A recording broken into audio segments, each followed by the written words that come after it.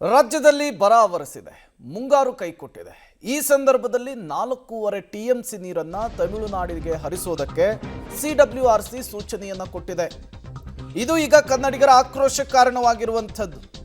ಕಾವೇರಿ ನೀರು ವಿಚಾರವಾಗಿ ಇವತ್ತು ದೆಹಲಿಯಲ್ಲಿ 2:30ಗೆ ಸಿಡಬ್ಲ್ಯೂಎಂಎ ಸಭೆಯನ್ನು ನಡೆಸುತ್ತೆ. ಕಾವೇರಿ ನೀರು ನಿರ್ವಹಣಾ ಪ್ರಾಧಿಕಾರ ದೆಹಲಿಯಲ್ಲಿ ನಡೀತಾ ಇರುವಂತಹ ಸಭೆ ಕುತೂಹಲ ಕಾರಣವಾಗ್ತಾ ಇದೆ. ಈ ಸಭೆಯಲ್ಲಿ ಸಿಡಬ್ಲ್ಯೂಆರ್ಸಿ ಶಿಫಾರಸ್ಸಿನ ವಿರುದ್ಧ ನಿರ್ಧಾರವನ್ನ ಸಿಡಬ್ಲ್ಯೂಎಂಎ ತೆಗೆದುಕೊಳ್ಳುತ್ತಾ ಒಂದು ವೇಳೆ ವ್ಯತಿರಿಕ್ತವಾಗಿ ತೀರ್ಮಾನವನ್ನು ತೆಗೆದುಕೊಂಡಿದ್ದೇ ಆದರೆ, ಕರ್ನಾಟಕಕ್ಕೆ ವಿರುದ್ಧವಾದಂತಹ ತೀರ್ಮಾನ ಬಂದಿದ್ದೇ ಆದರೆ ರಾಜ್ಯದಲ್ಲಿ ಕನ್ನಡಿಗರ ಆಕ್ರೋಶದ ಕಟ್ಟೆ ಒಡೆಯೋದ್ರಲ್ಲಿ ಯಾವುದೇ ರೀತಿಯ ಅನುಮಾನವಿಲ್ಲ. ನಿನ್ನೆ ಬೆಂಗಳೂರು, ರಾಮನಗರ, ಮಂಡ್ಯ, ಮೈಸೂರಿನಲ್ಲಿ ದೊಡ್ಡ ಪ್ರತಿಭಟನೆ ಆಯಿತು. 1991ರಲ್ಲಿ ಏನಾಯಿತು ಅನ್ನೋದನ್ನು ಕನ್ನಡ ಪರ ಹೋರಾಟಗಾರರು ನೆನಪಿಸುವಂತಹ ಕೆಲಸವನ್ನು ಮಾಡಿದರು. ಒಂದೇ ಒಂದು ಹನಿ ನೀರು ಹೋದರೂ ಕೂಡ ನಾವು ಸುಮ್ಮನಿರಲ್ಲ ಅಂಥೇಳಿ ಎಚ್ಚರಿಸಿದ್ದಾರೆ.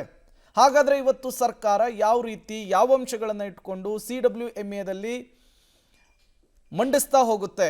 ಆ 5 ಅಂಶಗಳು ನಿಮ್ಮ ಮುಂದೆ. ಒಂದು, ಕುಡಿಯುವ ನೀರಿಗೆ ಮೊದಲ ಆದ್ಯತೆ ಅಂಥೇಳಿ ಸುಪ್ರೀಂ ಕೋರ್ಟ್ ಈ ಹಿಂದಿನ ತೀರ್ಪುಗಳನ್ನು ಉಲ್ಲೇಖಿಸಿ ಕುಡಿಯುವ ನೀರಿಗೆ ಮೊದಲ ಆದ್ಯತೆ.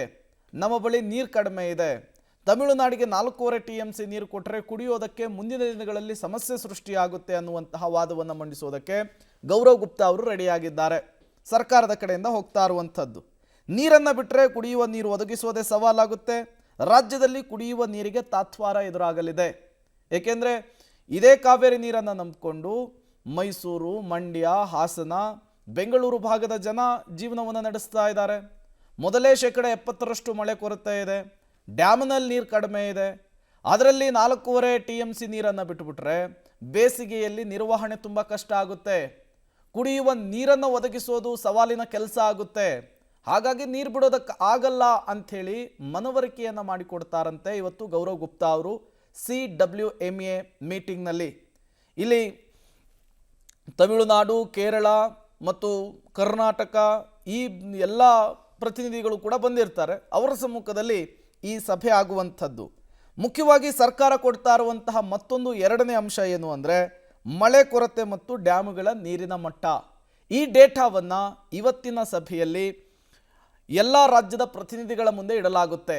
ಕಾವೇರಿ ಜಲಾನಯನ ಪ್ರದೇಶದಲ್ಲಿ ಮುಂಗಾರು ಕೈಕೊಟ್ಟಿದೆ, 80% ಮಳೆ ಆಗಿಲ್ಲ.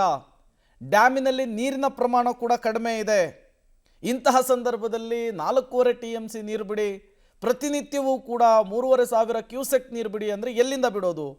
KRS, ಕಬಿನಿ, ಹೇಮಾವತಿ, ಹಾರಂಗಿಯಲ್ಲಿ ನೀರಿನ ಮಟ್ಟ ಇಳಿಕೆ ಇದೆ. ಮುಂಗಾರು ಇಲ್ಲದೆ ರಾಜ್ಯದ ಡ್ಯಾಮ್ಗಳು ಖಾಲಿಯಾಗಿದ್ದಾವೆ. ಇರುವ ನೀರನ್ನು ಮುನ್ನೆಚ್ಚರಿಕೆಯಾಗಿ ಉಳಿಸ್ಕೊಳ್ಳುವಂತಹ ಅನಿವಾರ್ಯತೆ ಇದೆ ಅಂಥೇಳಿ ವಾದವನ್ನು ಇವತ್ತು ಸರ್ಕಾರ ಮಂಡಿಸುತ್ತೆ. ಡೀಟೇಲ್ಸನ್ನು ಕೊಡೋದಕ್ಕೆ ರೋಹಿತ್ ಸಂಪರ್ಕದಲ್ಲಿ ಜಾಯಿನ್ ಆಗಿದ್ದಾರೆ. ರೋಹಿತ್, ಇವತ್ತಿನ ಸಿಡಬ್ಲ್ಯೂಎಂಎ ಮೀಟಿಂಗ್ ನಿರ್ಣಾಯಕ ಮತ್ತು ಕುತೂಹಲದ ಘಟ್ಟವನ್ನು ತಲುಪಿದೆ. ಬಟ್ ಈಗ ಡ್ಯಾಮ್ನಲ್ಲಿ ನೀರು ಖಾಲಿ ಆಗಿದೆ, ಮಳೆ ಕೈ ಕೊಟ್ಟಿದೆ, ಬರ ಆವರಿಸ್ಕೊಂಡಿದೆ. ಇಂತಹ ಸಂದರ್ಭದಲ್ಲಿ ನೀರು ಹರಿಸಿದರೆ ದೊಡ್ಡ ಮಟ್ಟದ ಹೋರಾಟದ ಎಚ್ಚರಿಕೆಯನ್ನು ಮಂಡ್ಯ ಭಾಗದ, ಹಳೆ ಮೈಸೂರು ಭಾಗದ ರೈತರು ಕೊಡ್ತಾ ಇದ್ದಾರೆ. ಸೊ ಇವತ್ತಿನ ಮೀಟಿಂಗ್ ಎಷ್ಟು ಇಂಪಾರ್ಟೆಂಟು, ಸದ್ಯಕ್ಕೆ ಮಂಡ್ಯ ಭಾಗದಲ್ಲಿ ಪರಿಸ್ಥಿತಿ ಹೇಗಿದೆ ಈ ವಿಚಾರಕ್ಕೆ ಅಂಥೇಳಿ? ಪ್ರೇಮ್, ಸಿಡಬ್ಲ್ಯೂಆರ್ಸಿ ಆದೇಶದ ಬೆನ್ನಲ್ಲೇ ಕೂಡ ಮಂಡ್ಯ ಸೇರಿದಂತೆ ಹಳೆ ಮೈಸೂರು ಭಾಗದಲ್ಲಿ ಏನು ಕನ್ನಡ ಪರ ಸಂಘಟನೆಗಳು ಮತ್ತು ರೈತ ಪರ ಸಂಘಟನೆಗಳು ಕೂಡ ಆಕ್ರೋಶವನ್ನು ವ್ಯಕ್ತಪಡಿಸಿರುವಂಥದ್ದು. ಇವತ್ತು ಸಿಡಬ್ಲ್ಯೂಎಂಎ ಯಾವ ಆದೇಶವನ್ನು ಕೊಡುತ್ತೆ ಅನ್ನೋ ಕೂಡ ರೈತರೆಲ್ಲರೂ ಕೂಡ ಕಾದು ನೋಡ್ತಾ ಇದ್ದಾರೆ. ಯಾಕಂದ್ರೆ ಈ ಹಿಂದೆ ನಡೆದಂಥ ಸಭೆಗಳೆಲ್ಲವೂ ಕೂಡ ಅಂದ್ರೆ ಕಳೆದ ವರ್ಷಗಳಲ್ಲಿ ನಡೆದಂಥ ಸಭೆಗಳೆಲ್ಲವೂ ಕೂಡ ಸಿಡಬ್ಲ್ಯೂಆರ್ಸಿ ಏನನ್ನ ಹೇಳುತ್ತೆ ಅದನ್ನ ಸಿಡಬ್ಲ್ಯೂಎಂಎ ಕೂಡ ಎತ್ತಿ ಹಿಡಿಯುವಂಥ ಕೆಲಸಗಳು ಕೂಡ ಆಗಿದ್ದಾವೆ. ಆದ್ರೆ ಇವತ್ತು ಬದಲಾದಂತಹ ಸನ್ನಿವೇಶಗಳು ಕೂಡ ಎದುರಾಗಿರುವಂಥದ್ದು. ಯಾಕಂದ್ರೆ ಸಂಪೂರ್ಣವಾಗಿ ಮಳೆ ಕೈಕೊಟ್ಟಿದೆ. ಜೊತೆಗೆ 4 ಅಣೆಕಟ್ಟು ಅಂದ್ರೆ ಕಾವೇರಿ ಜಲಾನಯನ ಪ್ರದೇಶದಲ್ಲಿರುವಂತಹ 4 ಅಣೆಕಟ್ಟುಗಳಲ್ಲೂ ಕೂಡ ನೀರಿಲ್ಲ. ಈ ನಿಟ್ಟಿನಲ್ಲಿ ಹೇಗೆ 4.5 ಟಿಎಂಸಿ ನೀರನ್ನು ಹರಿಸಬೇಕು ಅನ್ನೋ ನಿಟ್ಟಿನಲ್ಲಿ ಕೂಡ ಕೇಳ್ತಾ ಇದೆ, ನಿಟ್ಟಿನಲ್ಲಿ ಕೂಡ ಗೊತ್ತಾಗ್ತಾ ಇಲ್ಲ ಅನ್ನೋ ನಿಟ್ಟಿನಲ್ಲಿ ಕೂಡ ರೈತರು ಕೂಡ ಪ್ರಶ್ನೆ ಮಾಡ್ತಾರೆ. ಇದೆಲ್ಲ ವಾಸ್ತವದ ಸ್ಥಿತಿಯನ್ನ ಸರ್ಕಾರ ಸಿಡಬ್ಲ್ಯೂಎಂಎ ಮುಂದೆ ತೆರೆದಿಡಬೇಕಾಗತ್ತೆ. ಮೊದಲನೇದಾಗಿ ನಮ್ಮ ಕುಡಿಯುವ ನೀರಿಗಾಗಿ ಮೊದಲನೇ ಆದ್ಯತೆ ಅಂತೇಳಿ ಕೂಡ ಸರ್ಕಾರ ಡಿಫೈನ್ ಮಾಡ್ಕೋಬೇಕಾಗುತ್ತೆ. ಯಾಕಂದ್ರೆ ಕೋರ್ಟ್ ಆದೇಶದ ಪ್ರಕಾರವಾಗಿ ಡ್ಯಾಮ್ನ ನೀರನ್ನ ಮೊದಲು ಶೇಖರಣೆ ಮಾಡ್ಕೋಬೇಕಾಗಿರುತ್ತದೆ ಕುಡಿಯೋ ನೀರಿಗೆ ನಿಟ್ಟಿನಲ್ಲಿ ಕೂಡ. ಆ ನಿಟ್ಟಿನಲ್ಲಿ ಕುಡಿಯೋ ನೀರಿಗಾಗಿ ನಾವು ಆದ್ಯತೆ ಅಂತ ಹೇಳ್ಬೇಕಾಗತ್ತೆ. ತದನಂತರವಾಗಿ ಡ್ಯಾಮ್ಗಳಲ್ಲಿರುವಂತಹ ನೀರಿನ ವಾಸ್ತವತೆಯನ್ನು ಕೂಡ ಅರಿಬೇಕಾಗತ್ತೆ. ನಂತರವಾಗಿ ಮಳೆ ಅಂದ್ರೆ ಈಗ ಕೈಕೊಟ್ಟಿರುವಂತಹ ಮಳೆ ಆಗ್ಬೋದು, ಮತ್ತೆ ಮುಂಬರುವಂತ ಮಳೆ ಎಷ್ಟು ಪ್ರಮಾಣದಲ್ಲಿ ಈ ಭಾಗದಲ್ಲಿ ಬೀಳುತ್ತೆ, ಜಲಾಶಯಗಳು ತುಂಬುವಂತ ಸಾಧ್ಯತೆಗಳು ಇರುತ್ತಾ, ಒಂದು ವೇಳೆ ಮಳೆ ಬರಲಿಲ್ಲ ಅಂತ ಸಂದರ್ಭದಲ್ಲಿ ಮುಂದಿನ ದಿನಗಳಲ್ಲಿ ಯಾವೆಲ್ಲ ಸಮಸ್ಯೆಗಳು ಎದುರಾಗುತ್ತೆ ಅನ್ನೋ ನಿಟ್ಟಿನಲ್ಲಿ ಕೂಡ CWMAಗೆ ಅರಿವನ್ನ ಮೂಡಿಸಬೇಕಾಗಿರುವಂತದ್ದು. ಜೊತೆಗೆ ಪ್ರಮುಖವಾಗಿ ಏನು ತಮಿಳುನಾಡು ತಮ್ಮ ರೈತರಿಗಾಗಿ ನೀರನ್ನ ಕೇಳ್ತಾ ಇದೆ, ಆದ್ರೆ ನಾವು ಇಟ್ಕೊಂಡಿರುವಂತದ್ದು ಕುಡಿಯುವ ನೀರಿಗಾಗಿ ಕೂಡ ಡಿಫೆಂಡ್ ಮಾಡ್ಕೋಬೇಕಾಗುತ್ತೆ. ಜೊತೆಗೆ ಪ್ರಮುಖ ಅಂಶ ಅಂತಂದ್ರೆ ಇದೇ CM DK ಶಿವಕುಮಾರ್ ಅವರು ಮಂಡ್ಯ ಜಿಲ್ಲೆಯ ರೈತರಿಗೆ ಹೇಳಿದ್ರು, ಏನು ನಾವು ಕುಡಿಯೋ ನೀರಿಗೆ ಮಾತ್ರ ಇಟ್ಕೊಂಡಿದೀವಿ ನೀರನ್ನ, ಆದ್ರೆ ಬೆಳೆ ಯಾರು ಬೆಳಿಬೇಡಿ ಅಂತ ಕೂಡ ಹೇಳಿದ್ರು. ಅದನ್ನು ಕೂಡ ಅಲ್ಲಿ ಉಲ್ಲೇಖ ಮಾಡಬೇಕಾಗುತ್ತೆ. ನಾವು ಹಿಂದೆ ಕೂಡ ಘೋಷಣೆ ಮಾಡಿದ್ದು, ನಾವು ಬೆಳೆಗಳಿಗೆ ನೀರು ಕೊಡಲ್ಲ, ನಾವು ಕೊಡುವಂಥದ್ದು ಕುಡಿಯುವ ನೀರಿಗಾಗಿ ಮಾತ್ರ ಅಂತೇಳಿ ಹೇಳಿದ್ದು ನಮ್ಮ ರೈತರಿಗೆ. ಆದ್ರೆ ಇದೀಗ ನಿಮಗೆ ನೀರನ್ನ ಕೊಟ್ರೆ ನಮ್ಮ ರೈತರು ಕೂಡ ನಾವು ದ್ರೋಹ ಮಾಡ್ದಂಗೆ ಆಗುತ್ತೆ. ಆ ನಿಟ್ಟಿನಲ್ಲಿ ನಾವು ಕುಡಿಯುವ ನೀರಿಗಾಗಿ ಇದನ್ನ ಬಳಕೆ ಮಾಡ್ಕೊಳ್ತೀವಿ, ಇದನ್ನ ಮನಗಂಡು ಸರಿಯಾದಂತಹ ತೀರ್ಪನ್ನ ನೀಡಬೇಕು ಅನ್ನೋ ಕೂಡ ಸರ್ಕಾರ ಡಿಫೈನ್ ಮಾಡ್ಕೋಬೇಕಾಗತ್ತೆ.